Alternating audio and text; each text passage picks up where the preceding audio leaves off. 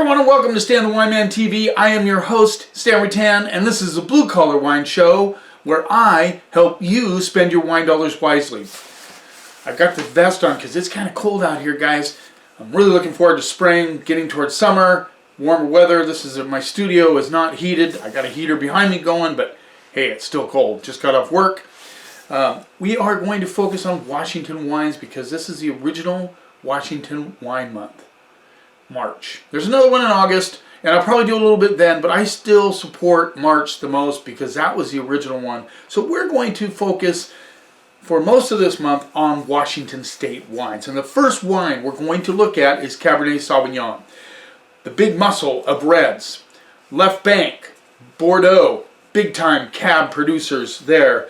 And of course they blend it, but Cab is the dominant grape on the left bank of Bordeaux. Right bank, of course, is Merlot. We'll do a Merlot episode as well. I also want to do an episode of my top, what I can consider my personal top favorite values under $20 in red blends. That'll be fun. I kind of scanned my section. I said, I got it right now. Some really great values in red blends. That'll be a fun episode. We'll do a Merlot episode. We'll do some of the interesting varietals that they're doing in Washington State because I think they can we can just about grow anything and produce good wines of any varietal in Washington, except perhaps Pinot Noir. Although in the Columbia Gorge region of AVA, they are producing some Pinot Noirs, and they're pretty good. Michael Savage does a really great Pinot Noir. We may do an episode of Washington Pinot. I haven't decided yet. So let's get right into this. This is Cabernet Sauvignon from Washington State. And I remember years ago when I first started getting into wine, Washington didn't have a lot of great cabs. Columbia Winery was one of the originals that come out with some pretty good cabs. But there weren't a lot to choose from back in the day. Now there's more and more, and cab is becoming quite a big thing in Washington State. So let's get started right off the bat. Now, I pulled this one out of my cellars. This will be interesting. This is Goose Ridge G3 Cabernet Sauvignon. This is a 2015 Columbia Valley. Columbia Valley is the big appellation of Washington State, and there's a lot of sub-appellations inside of the Columbia Valley. The oldest AVA, that's a good question. What is the oldest AVA in Washington State? Do you know the answer? I'd like to hear you in the comments. Take a guess. I mean, you may get it. That would be awesome. I'm going to start coming out with some stuff to give away for good answers. I just haven't decided what to do yet. I want to design a shirt for Stan the Wine Man. If you guys have any ideas, let me know. A little bit of that giveaways would be really nice to do at this point. Over 700 subscribers. I really appreciate that. I'm hoping to hit 1,000 at some point in my lifetime. You never know. Okay, so 2015 Goose Ridge G3 Cab Columbia Valley rolls in at $15.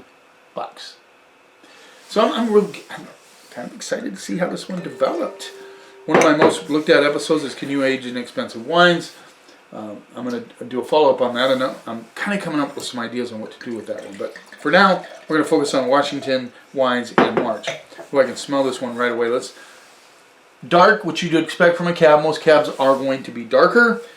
Looks like this might have just a hair of not brown, but getting, kind of to that brown color. Boy, the smells amazing. Get big-time currants on this one. Dark cherries for sure. A little bit of spice action. Getting a touch of licorice as well. Love licorice, love tobacco. Yeah, pretty aromatic. I mean, this is like smacking me in the nose. Really is. I mean, it's got the aromas. Let's see what we get on the palate.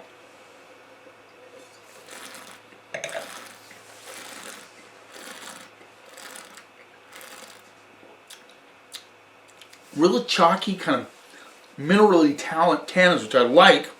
I put a little cheese in my mouth before this episode. I needed something to prep my palate. Solid structure on this wine. Really good kind of chalky tannins. Now, you want that in a cab, especially if you're having it with food. You need some of that tannic structure. So many people now, a lot of producers are producing what I would call goopy wines. People like those, just pop, pour. And when it comes to cab, I kind of want a little structure to my wine. I'm sure you do as well, especially if you're having a steak or something like that.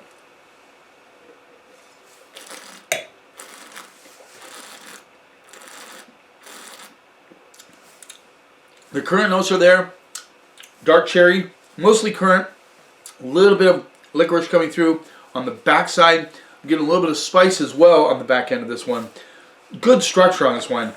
I want a piece of meat right now. I want a hamburger with blue cheese. Something like that would go really well with this. Charlie Hoppus, I believe, has in the past been an assistant winemaker or the winemaker for Goose Ridge. I don't think he is anymore. I don't know if he still has his facility in Benton City, but he used to have a really cool place. He bought an old beer warehouse and turned it into a winery, and several wineries make their wine out of there.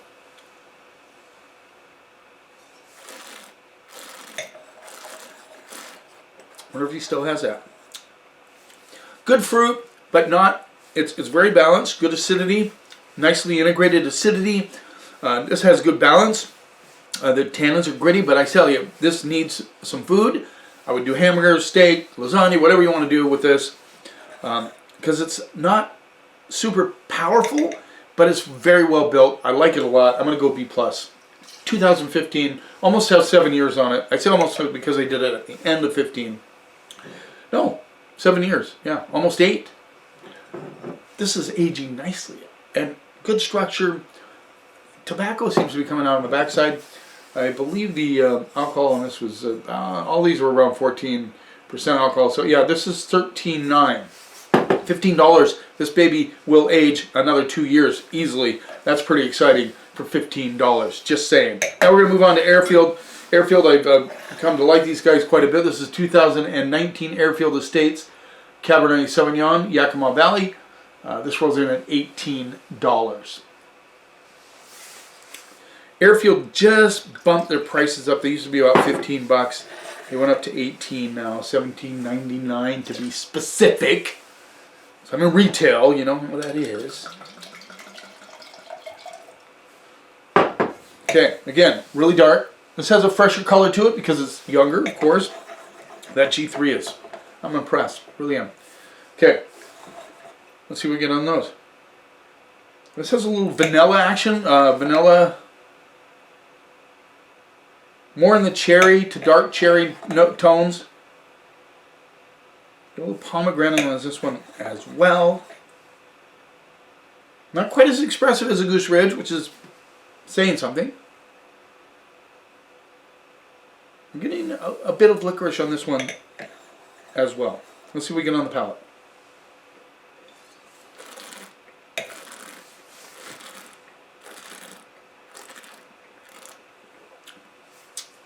A little smoother, good structured tannins though, not quite as chalky as a Goose Ridge.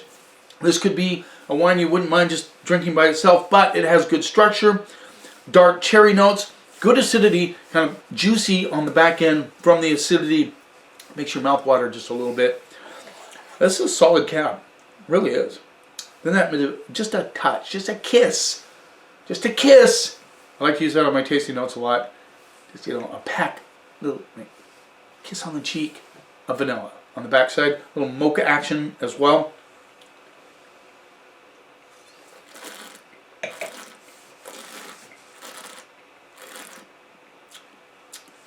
It's a drier style cab. Good balance. Like I said, acidity fruit, mostly cherries, dark cherries.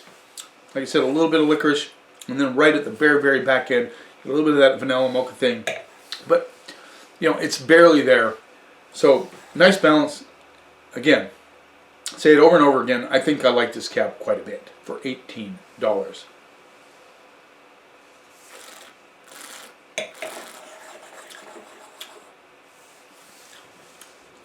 There's an interesting, what is it?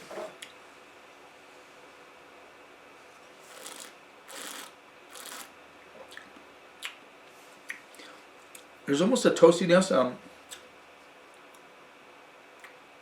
little bit of earthiness to this. This is savory on the backside. It starts getting savory. The initial attack is cherries. Then it starts getting this savory quality to it right at the back of the mid pedal into the finish. Kind of an earthiness that I really like about this cab. Again, food would really help this. It'd be a nice food wine. I'm getting a little bit of spice on the back end. Spice comes from oak. Obviously, they're not using a lot of new oak on these because of the price point. That's what drives prices up, guys, when you're paying $1,000 for a French oak barrel or $800-900 for an American oak barrel, whatever it is. They're expensive, so they had to put that into the price of the wine.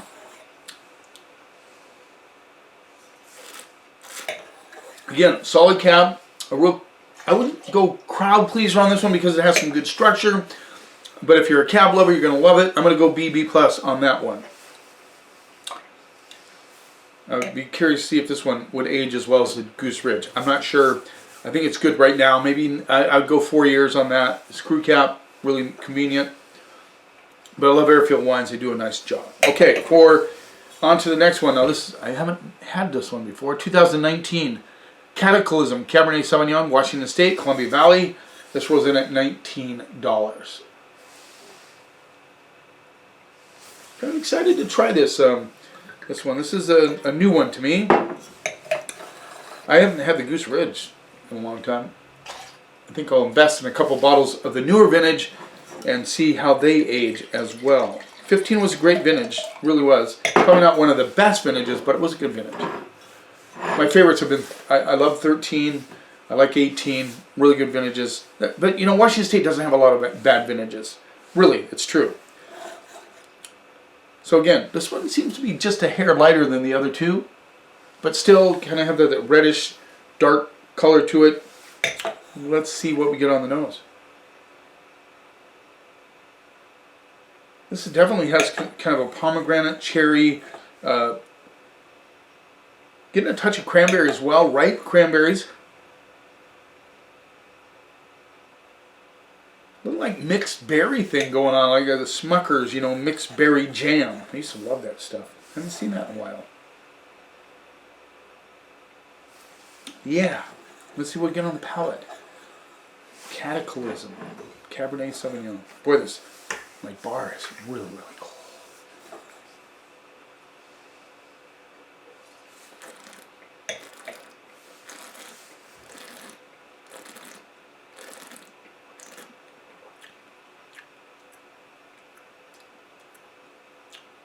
I'm getting a little, like a rhubarb cherry thing going on.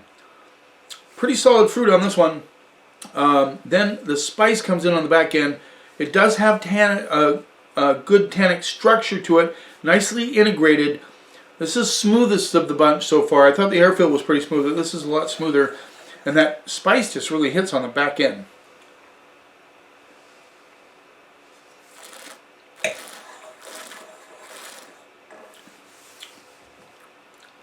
Yeah, pomegranate comes out at the back of the mid palate into the finish.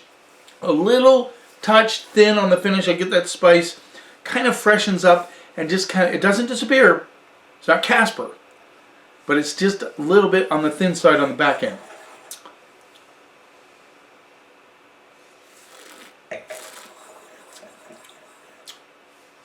There's some sort of herbal quality that I'm getting as well.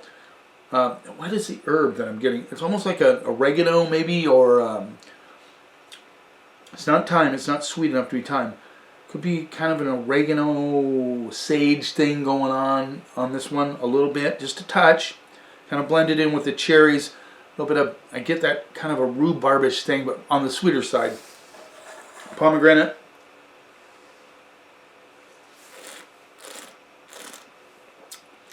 This is a cab. This is a cab, you know, a little alfalfa too, which is interesting, that I would bring to the table if I had people over that I didn't know what they liked. I think this cab would be a really nice cab to bring to the table, and they say, hey, I have a cab for you. I think more than 80% of the people would like this cab, unless they're sort of a cab snob, which maybe there are a few out there. I'm sure there are. I think this is a really nice cab. I think it's a B- cab. It's a solid, crowd-pleasing cab. It has a good qualities to it. There's nothing fake about this wine. I don't get makeup on it. You know, they might use oak staves, which I have no problem with. The only thing I don't like is oak dust bags that they dip in there. I can taste those immediately. But, you know, oak staves are a good way to save some money. They just dip them into the barrel, neutral barrel. They put the oak staves that are newer, gives it a little bit of that oakiness, maybe that spice that's coming through as well.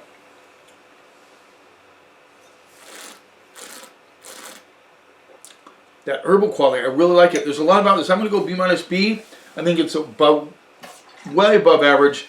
good Cabernet Sauvignon for the money. I still think the G3 is the star, so, and the air feel is really good. So we're B minus B. So far, so good. I'm really liking these wines. Now we're going to jump up a scale, or a price point or two. This is $27. This is a Two Mountain. Humble Roots, Two Mountain. This winery drives me crazy. Humble Roots Estate Wines, Two Mountain, Cabernet 2018 Cabernet Sauvignon. This is from sourced from Schmidt Vineyard, Copeland Vineyard, Yakima Valley, Washington State, 14% alcohol. Now these guys, you know, they do a great Cab Franc, so I'm excited to try this one. I have not tried their Cab yet. This will be a first for me. So I'm kind of interested in this. $27, not chump change. But you know, sometimes when you're doing something special, you don't mind spending a little bit more. Just saying. Just saying. Aside from telling me what you think the oldest appellation in Washington State is, what price point are you comfortable with a Cabernet Sauvignon? I mean, do you like the below 20 range, or do you feel more comfortable from $20 to $30 range, feeling like you might get a better product, or maybe even above 30? So, dark. This is as dark as the, I'd say the airfield. Yeah, kind of a, you know, ruby dark toward the black side. Let's see what we get on those. 18, great vintage. This has some depth to the nose. I mean, it's sort of challenged, but I get kind of the brooding things going on the nose. You know, like, you know there's something there. Definitely currants, a little bit of a bark action, dried bark. Licorice for sure. In fact, the oldest appellation in Washington State, not to get too sidetracked here, is one of my favorites. I have two favorites. The one is Red Mountain, which is not the oldest appellation in the state of Washington. The other one, the oldest appellation, is my other favorite. I really seek out wines from those two areas. I love Red Mountain wines. They're a little spendy, but you know, they're good. I'm getting a little plum. That's what I'm getting on this one, which is very interesting. A little plum action. Now you can blend Merlot into your wines. All you have to have is 75% of one varietal to call it that varietal.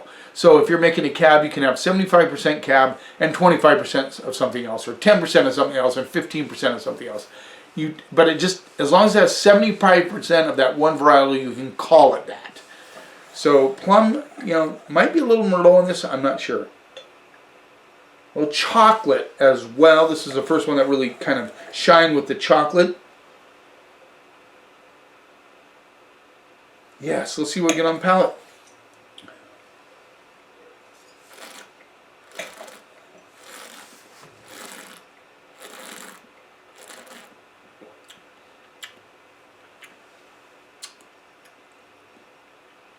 Now, I'll be the first one to tell you I love to find great wines that are under 20, under 50, and that are really good, and hopefully come ahead of everyone. But this one, guys, I'm serious. This is the best of the bunch. It has good depth.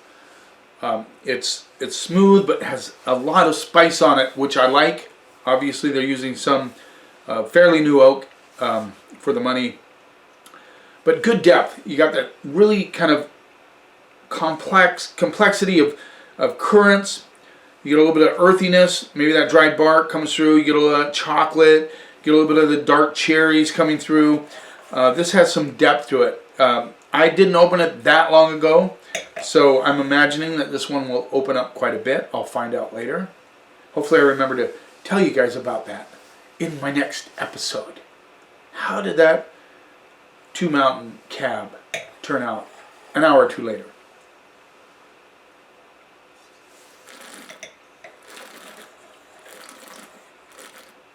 I get a little bit of that black plum underneath. There's a little bit of an alfalfa component coming through, a little dried hay thing that's not off-putting, but you just get it right on the backside. Good structured tannins, but they're smooth. They're not as gritty as the G3. This has some depth to it. I think this one will age easily 10 to 20 years. I'd say 10 to 15 safely.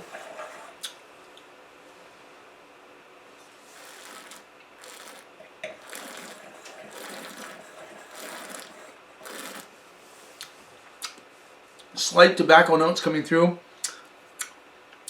The tannins do have a little bit of grittiness on the back end.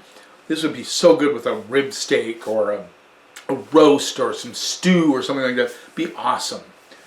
Really be good. We're having salmon tonight, so not going to compare any of these with salmon. Just saying, you can do whatever you want with food pairings. I'm not super picky about that, but I do get asked a lot at the store, what if I'm doing this, what should I have with that? So I've kind of really honed my skills at helping people match a wine with the food that they're having. This is just plain out a fantastic, screaming good steak wine. Most of these would be great with steak.